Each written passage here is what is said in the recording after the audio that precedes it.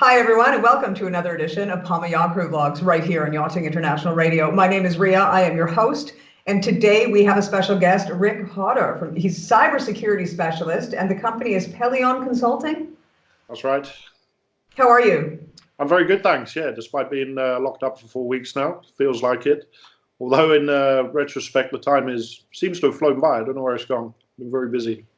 Well, yeah, I mean, I think straight across the board, a lot of businesses have been taking things online. And that is something that I actually wanted to ask you about straight out of the gate. Pretty much straight across the board, everyone is utilizing this new technology. Well, it's not new, but really everyone sort of discovered it in the past month since the lockdowns have begun, called Zoom.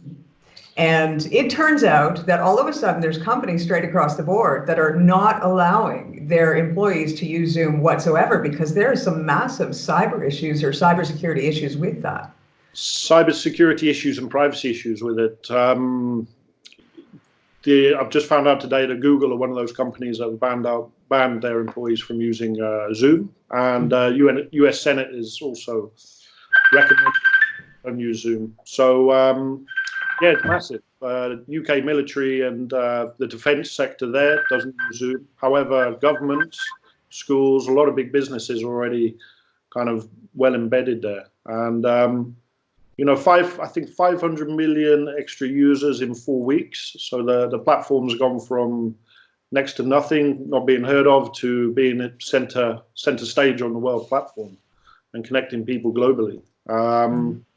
So, you know, they've had a massive job increasing or keeping their infrastructure going. However, you know, when you grow as big as that in such a short time, you're going to be a target for hackers. It's going to expose vulnerabilities in your software. Maybe you can't grow that quickly and identify all the vulnerabilities that might be there. Gives hackers an opportunity to make their name on the world stage as well. However, on the other side of that, I know Zoom have had some suspicious privacy policies in the lead up to this. Things like feeding information straight into Facebook from their platform. If you've got the iOS iPhone application, that was one. Even if you don't have a Facebook account, they were still feeding that out there. Leaking of photos and other information from your laptop. Zoom bombing, where a massive conference call could be going. The link's been given out, there's no password, and somebody could just come into that meeting and kind of hijack the whole meeting. So yeah, these issues have been getting a lot more attention in the last week or so, and you know, people are finding new vulnerabilities all the time, and people are looking for them. Let's be understood. Well, I can imagine if everybody's locked down. I mean, you know, if you're trying to carry on doing your business, hackers are still trying to carry on doing theirs as well. Absolutely, and you know, it's a great opportunity at the moment with the increase in people using the technology, whether it's to target the platform or target individuals and their data. Yeah, definitely right pickings at the moment. Well, what would you suggest as an alternative then for those major companies that are doing these webinars now with their entire sort of corporate structure? Sure. On the corporate side, I would recommend something like GoToMeeting. I did a webinar a couple of days ago. They have a platform called GoToWebinar. They were the forerunners before Zoom. However, their pricing structure was pretty prohibitive, even in the enterprise world. Well, you can't really compete with a free software such as Zoom. So they kind of fell by the wayside, but they're pretty secure, and they have the whole webinar features as well that you can use. And my experience using it the other day was, you know, really good. You can record that, and then, you know, I've been publishing the link on YouTube for people to watch that later on, which I'll share with you later. Also, Skype is pretty good, which we're using at the moment, obviously. And Google Hangouts seems to be coming back, although I think with some of these softwares, unless you pay, there's a limit on the number of users. And that's the beautiful thing about Zoom. You can have, I think, up to 500 users on one call for free. Wow. So that's where they've kind of stolen the market there over the competitors. So I guess, I mean, maybe Zoom is still fine if it's like a family party or you're hanging out with your friends doing dance parties and stuff like that. But when it comes to, or can they actually go use Zoom to get into your computer? It depends what Zoom's doing on the background. You know, the risk is pretty low overall. You need a certain combination of events to happen to allow to have that happening. However, the risk, I would say, you know, if you're doing a social event, you're probably going to push that out to a lot of people. You know, it's your birthday, for example, you want to connect people all around the world. You do it without a password. You know, back in the day, you know, there'd be people putting their house parties on Facebook publicly, and then, you know, 1,000 people would turn up. People that the original invitee didn't know, the whole place would get ransacked. And I'm just visioning an event like that where, you know, it happens on Zoom. I think you have 500 people in there.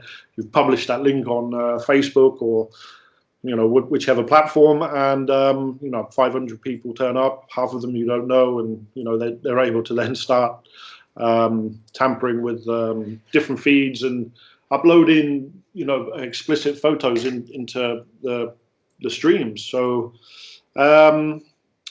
yeah, I think the risk is as much there socially as it is for an enterprise. And the key thing is just getting your software update. I've just updated Zoom today. I'm a user of Zoom, really because I have to. But you know, keeping the software up to date, keeping your device up to date as well. Make sure the software is patched, and just take those precautions. Always use a password on Zoom if you're going to use it. Which I think they're making default now, actually, from the latest. Well, I mean, realistically, though, when you're talking about a bigger corporation, the price point for GoToWebinar shouldn't be an issue. No, absolutely. But, you know, companies are still penny pinching all the way. Wherever they can make a cost saving, even a few dollars, then, yeah, they're going to go for it. But you would think that that sort of investment would actually possibly save them a whole heck of a lot of money down the road if somebody had got access to their data. Definitely. If you think about the long term as well, there's not many businesses out there that really take that long term approach. They want something now, they want to do it for free, keep the costs as low as possible. And you know, and maybe at the time when that decision's made, there's no vulnerabilities identified in the software and nothing's really happened. But as we've seen the scenario play out over the last 4 weeks or so, that's yeah, that's not really the case. Now people are scrambling to kind of go back to another platform. It's almost like the argument about WhatsApp and trying to get people to use a different platform. WhatsApp historically has had some vulnerabilities itself, leaked data into Facebook. Of course, it's owned by Facebook. Conversations weren't encrypted. When they did encrypt conversations, then group conversations weren't encrypted and images weren't encrypted. They've slowly been making things better, but everyone's already on WhatsApp. So when you try to get somebody to use something like Telegram or Signal, you know, it's very difficult. You've got 100 of your friends on WhatsApp and only 10 or 20 on Telegram. It's like, okay, well, you know, you always default back to that free, easy to use, convenient, everyone's using their software. Well, yeah, and I guess when it comes to phone calls and that kind of thing, you know, if you're calling overseas, which a lot of yachties tend to do, they use WhatsApp for their phone calls because it's cheap and it's free, and usually the connection is pretty good.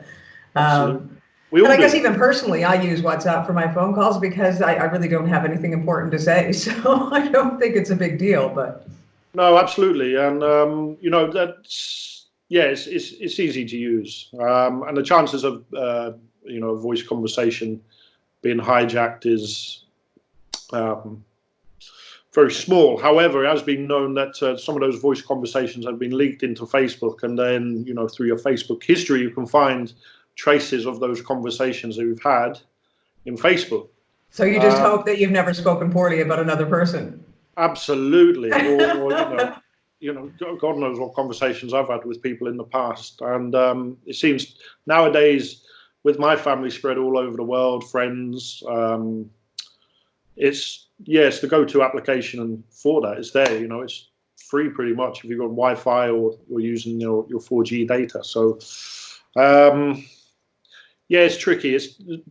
For me, the main thing is to just be wary of these different platforms and the possibilities that lay beyond them in terms of how they control your data, where your data is stored, because then is, if WhatsApp, for example, or Facebook, if your data is stored in the US, then, the US government has a right to go through that data. You're better off having it hosted here in Europe, for example. Know that there are vulnerabilities out there.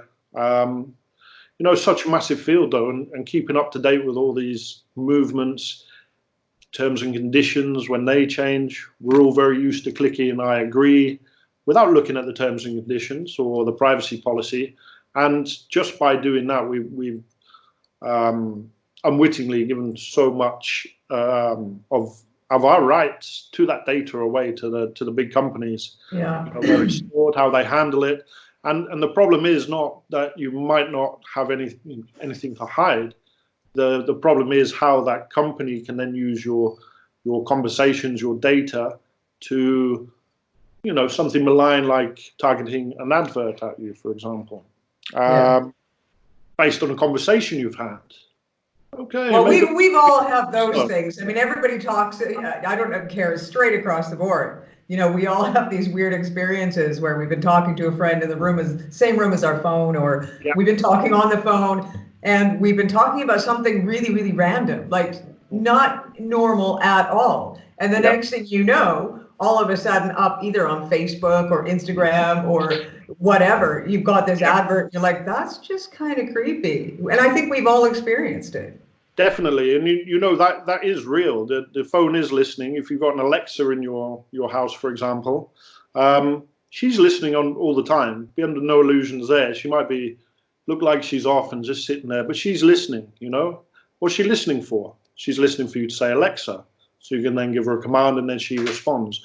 But by virtue of that, she is listening all the time, and it has been known for conversations to end up in places where they really shouldn't be.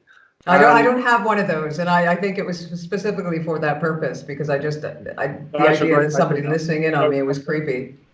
It is creepy. It is creepy, and even with your telephone, it's got a microphone on there. It's always listening, and like I say, it might be benign. It's like, okay, I'm talking about a Japanese whiskey, for example, 25 years old, and I'll go back to my work computer and first thing that comes up is that advert. There we go. Yeah. So that's quite benign, and we can kind of live with that. But on the other side of that, what happens if something more malicious happens? That data can be used to against you if you've got a certain political opinion or a certain view or something like that. So although it's benign at the moment, and certain trustworthy corporations like Google, don't trust them at all, have your data, that can then be turned against you under a different regime, or different people in charge. And I mean, this leads into even something bigger as well, because when you're talking about data protection, I have had conversations with other companies in regards to the yachting industry as a whole. And there seems to be a complete lack of cybersecurity on board yachts in the maritime sector straight across the board. I had a gentleman in the States do a penetration test in a yard. And he said he was able to take over every single yacht within 5 minutes off his phone, because that's how easy it was to take over. And it just seems like these huge businessmen that make billions per year, they are so protective of their offices and their security within their offices, but they're just opening themselves wide out through their devices on board, because they're still going to be doing business on board their yachts. It's not like their business stops when they go on their yacht. Why aren't they protecting that information, and how can they protect that information? Well, I think when a big businessman, he's looking after his business, and he probably has a lot of people underneath him applying policies, compliance, and the company pretty secure on the outset of it. However, the yacht, there's lots of different layers to owning a yacht, and you know, it's run as a business in its own right, the yacht. So in a lot of cases, maybe the owner, you know, he doesn't have direct contact with, you know, how the yacht is functioning itself. And the yacht industry generally has been very slow to react in terms of cybersecurity and the technology on board, because it is a floating business effectively. Although, you know, it's a luxury home as well, and a retreat for the rich and famous, and it is still a business. You've still got the crew there. You still have vendors working on the boat, the maintenance of the boat. You've got networks on board, the Wi-Fi. So when you look at all these different systems, it's quite complicated. You've got various communications into the boat, satellite, 4G, maybe a shore connection or Wi-Fi connection. And these have varying degrees of security on their own.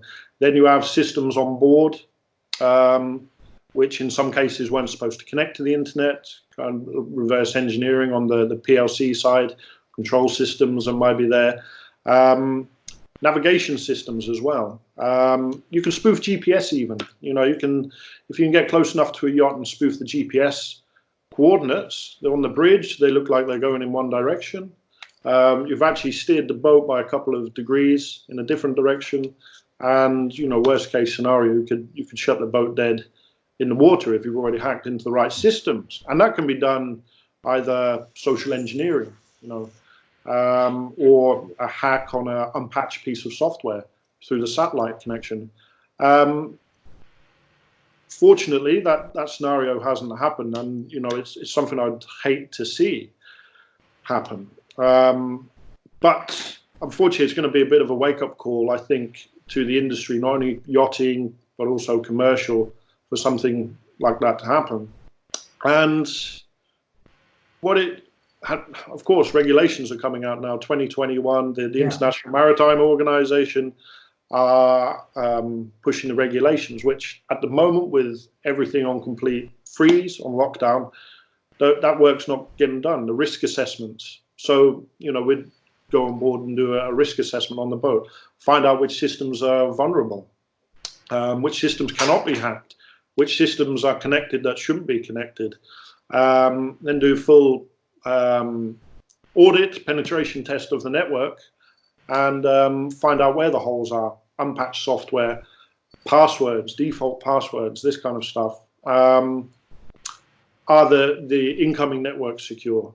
Are the operational systems on the boat, are they air-gapped from the Wi-Fi, for example? Then social engineering, crew awareness.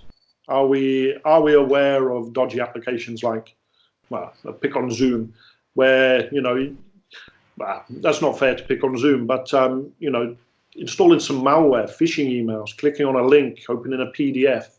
We've taken control of a computer which is connected to a network, which then gives you... Well, see, and I think that's the thing that most people don't realize, is that it doesn't necessarily have to be that somebody is trying to hack into the owner's phone, but they can hack into, you know, say the chief stew or the deckhand, and they can access their way through that device into the greater aspect of the yacht or the vessel. And they might not, there's varying degrees of people you have to be worried about as well, because you could be dealing with some Russian kid who's just doing it for, you know, giggles and whatever, and just wants to maybe shut down the boat, which is dangerous enough on its own.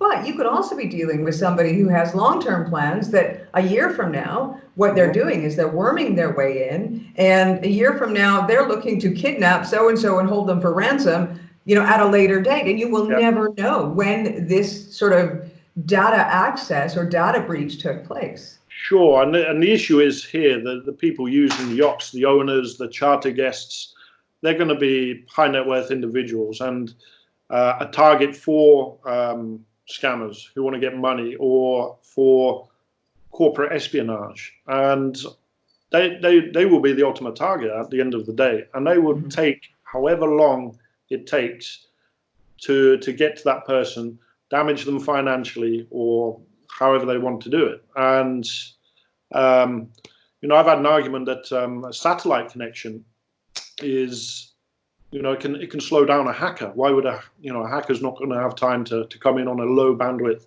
satellite connection where you have a lot of delay? That's absolute nonsense. The hackers will take their time. They will scope the target. They will find out how it works there. Maybe plant somebody on the boat themselves. How do you vet the people? So you've already got somebody maybe in the boat. Maybe they've been social engineered to give out a Wi-Fi password or something benign. Your vendors also. There needs to be a good level of trust in your vendors, the supply chain. Are your vendors vetted? Do you know who they are? Hardware, for example, can be planted with malware. So USB stick, for example, think it's a benign USB stick, but as soon as you plug it in, although it's come from the factory, something you just ordered on Amazon for a couple of dollars, plug it in, and you're now putting malware into your console PC or navigation, wherever you've just plugged that. So, the motivations of a hacker are usually financial. The other is about 70% of hackers. The other 30% is espionage and corporate damage. So I had one captain say to me recently, I asked him about talking about the cybersecurity on board, and he's interested, and he understood, but I don't know if he was joking or not, but he basically turned around and said to me, "Oh, my charter guests are not important enough to warrant being hacked."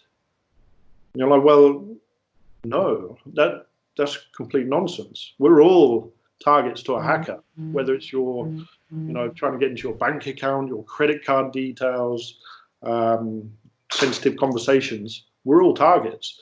And well, I mean, at the end of the day, if you've got anything over 5,000 euros in your bank account, that's a good payday for anybody. I mean, if they are capable of hacking that good, they could probably target 10 people in one day. If all they get is $5,000 out of those 10 people, they've just had a 50 grand payday. So it is worth it. I mean, if we take, so let's go back to basics. Your chip and pin machine that you pay with the credit card, obviously that's done wirelessly. A scam that's gone around certain cities, some cities around Europe and other places, or a festival, we've got a lot of people packed in together. People have gone around with one of these in their bag, already set to the default 30 euros or £20, whatever it is, and they've just bumped into people the whole day, and every time they bump into someone, ching, they've got 30 euros, ching, 30 euros. As long as they tap in the right place. And you don't need, I mean, the distance that this works is quite far. Although when you're in the shop, you touch it on there. The distance is, it's quite substantial when you look at it. So, yeah, I mean, it's the same thing. Although it's realistically, not many of us, I think, we wouldn't notice necessarily 20 euros missing out of our bank account or 20 pounds missing out of our bank account. So that kind of thing probably by and large goes undetected. Sure. And if you want to make a few bucks quickly, I mean, people do that. Which is really sad, really. But yeah, you wouldn't notice. You do that 100 people, there you go, a few grand in your bank. So yeah. It's a crazy world out there, and a big part of it is being aware of these things, what you can do to protect yourself and mitigate somebody trying to hack you. We can't make systems 100% secure because there's always people trying to find ways to get around that. It's an ongoing battle. Always a moving target. And I think for the yachts, these guys, the captains, engineers, management companies, they've got enough on their plate understanding the water regulations, managing crew, guest trips, running the boat itself, and they have so much on their plates. Then to add another layer of technology and bureaucracy on top of that is, it's a massive ask. And I think that's one. All fairness to these guys, it's one reason that it's kind of fallen by the wayside is because they have enough on their plate already, running these beautiful boats and looking after their guests to the, Well, with the cybersecurity thing coming up in 2021, though, they can't ignore it for too much longer. So that is why it is probably wise that they do contact companies such as yours so that you can. Are you qualified to come on board and do that assessment? Absolutely, yeah. And we have a team of people with us ready to get on board and do that work. And what is the booking process looking like now? Because I spoke to someone about 6 months ago, and they were saying that people haven't started booking for these assessments as of yet, and it was going to take a little while per yacht. And how many yachts are out there without this certificate? They won't be able to operate. No, and I think there's going to be a lot done in retrospect, even after the regulations are enforced in 2021, January 2021. Yeah. I had a number of boats lined up this month to go and do that work and start getting them up to date. Full audits, penetration testing, remediation actions, and putting an incident response plan in place as well, because that's another big piece. If your boat does get hacked, even though you've been audited and had penetration tests, if you do get hacked and you've got ransomware on the boat, how do you then recover from that as quickly and effectively as possible so you can continue operations and not cause any collateral damage? Well, and especially if you're in the middle of the sea and you've got nobody around to help you. Absolutely, and that's another thing as well. It's the boat's its own kind of environment there in the middle of the sea. Nobody can get me. No, I mean these guys are sitting ducks, for want of a better way to describe it, and a massive target. But yeah, this month, April, I had three jobs to do, which are now basically on hold until we find out what's happening and can start moving people around to get to these boats. And I think we're in the same situation as anyone else. I know where people are displaced, crews can't get to the boats because, stuck in the UK, boats in Spain, no travel, people stuck in Spain, the crew rotation, it messed everything up completely. So, well, how long does it take you to do an assessment on a yacht? To do the actual assessment itself, it depends on the size of the boat and the complexity of the networks and how much is agreed within the scope of works that needs to be looked at. But it's usually about a week's work, so five days. So you could potentially get through 4 yachts per month then? Absolutely, with 1 or 2 people. So with a team of people specialized in that, obviously you can then multiply that out. There is work that needs to be done in the build up to that. With any type of work like this, where you're doing security assessments, penetration testings, what you're effectively doing is hacking the boat to stop the hackers then doing that. So there's a legal obligation that you then need to follow, certain guidelines and rules, and the preparation that needs to go into place, the preparation that needs to be done prior to the work. There's maybe about a week's work sometime before the actual planned work itself. So that's non-disclosure agreements to make sure the 2 parties are not disclosing the information. Terms and conditions, they're all signed and sealed. Scope of works, very important. That's what we as cybersecurity specialists have to abide by when we go to do a job, because that scope of works details all the systems that we want to test, whether the client wants to test, and the level that we go into that. And also, if it makes clear that it could be you're doing the testing on a server, for example, you're throwing a lot of information at it to try and kind of break the credentials down and get in there. The server might fall over or reboot. So if it's a critical server, you have to make that clear. Then obviously that scope of works gives you the parameters from which to work in. If something else comes up in the meantime, oh, by the way, can you just test this? You then need to revisit that and put that back into the legal document. So yeah, that takes a little while to get that agreement in place, but it's a fairly smooth process, understanding all that. We spend time working with the crew, captain, engineer who's assigned to work with us to make sure that's a clear process. and obviously a contract. Signed that.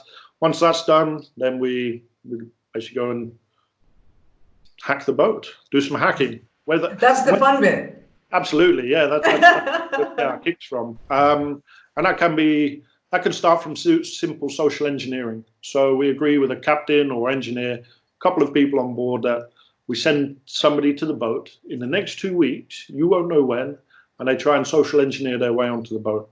You know, they can say they come from a company that's involved with the boat, or they know a name of somebody on the boat, and they see how far into the boat they can get. I would hope, you know, on that side of things, these crews are usually pretty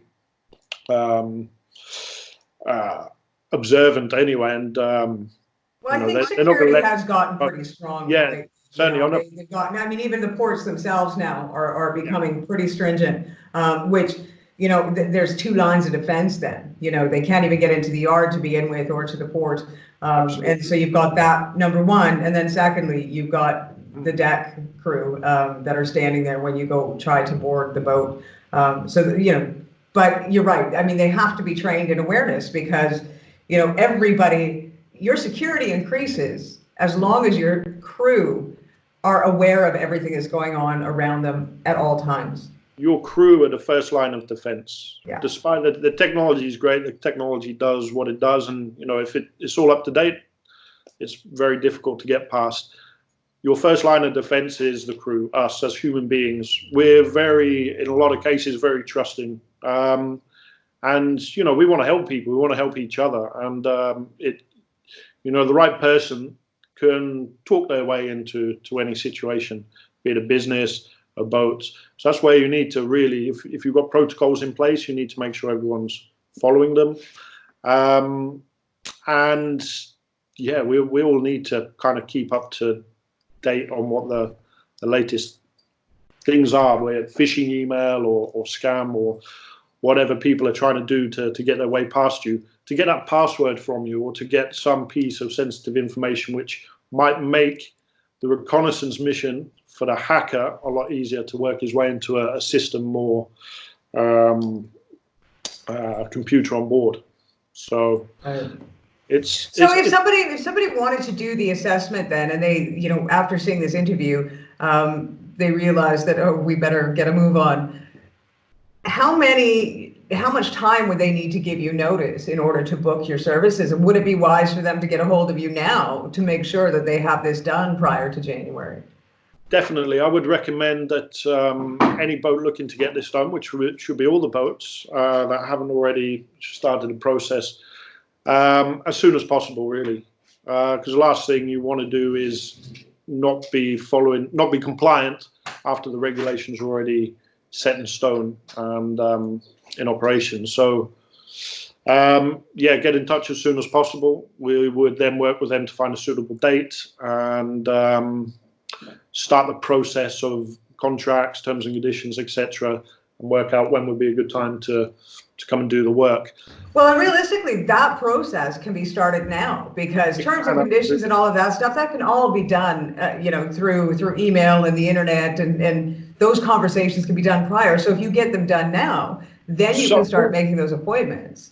Also, a certain amount we can do remotely these days. Because bear in mind, everything's connected anyway. So there's a lot we could do remotely without visiting the boat. Visiting the boat and doing the work physically, you have the added advantage of seeing all the systems, seeing the people, and how the interplay is there. But there's a certain amount we can do online to stress test the boat and make sure that, you know, certain bits of the regulations are complied with. Training and awareness we can do remotely as well. So, you know, the situation we find ourselves in does give us an opportunity to adapt our processes to do that and offer that service. And while there's boats sitting around and can't move anywhere, now would be a great opportunity to reach out to us, and we can start the ball rolling. So they're ahead of the game when it comes to restrictions being lifted, and you know, we go and do a final bit of work, which maybe only takes a couple of days. So well, you know what we're going to do is we're going to make sure to provide the information for you, because As you said, this deadline is coming up in 2021, January. It's got to be done. Otherwise, you're not going to be able to have that ship on the seas because the law is part of that as well. Sure. And so it's best to get it started now and suck it up. I mean, you're stuck in the yard anyway, or you're stuck in port anyway. You can't move. Take advantage of the opportunity and at least know that you've gotten that job done. So you're not going to have to stop charter season or the owner coming on board to do this at a later date. And that's the key thing. We're here to make the crews, the management companies' lives easier. The operations of these boats, like we already said, are complicated enough as it is. So we're here to make their life easier, guide them through that, and take some of the pressure off what they need to do already, and then continue that relationship as well. Because, like we've already touched on, this cybersecurity is an evolving it's an ongoing situation. And we would stay in touch with the boats. We stay in touch with our current clients. We let them know about the latest threats, or we do follow up education awareness for the crew, maybe once every 3 or 4 months. Look at some phishing email, do a phishing campaign, for example. We can do that with the boat, where we send some fake phishing emails, and we can work out how people are responding to them and change the behavior of how those emails are looked at, in terms of be a bit suspicious. If there's an email you're not expecting, be suspicious of it. If it's got an attachment in there, and there's certain things to look for in that email as well. So that ongoing relationship, rapport, building those relationships is key. So we continue that, and also follow up penetration tests in a year's time. Make sure, one, that the remedial actions are still good from the previous test, and two, find out what else is on the network that we don't know about. Internet of Things is massive now. Everything, a boat is basically an floating Internet of Things, from light bulbs, the control systems on board, washing machines, your Fitbit, whatever it might be. And that's only, the proliferation of that kind of technology is only going to increase more and more. Well, so it's a good idea that they get in touch with somebody like you that will not only do the initial testing, but will maintain that ongoing relationship to make sure that everything on board is safe, including the souls on board, because ultimately that is the job of the captain. And I've had this discussion with Super Yacht Captain Tristan, actually, in regards to the master, the captain. He is responsible for all souls on board and everything else too. So for them to make sure that this is looked after and on an ongoing and long-term basis, I think is really important.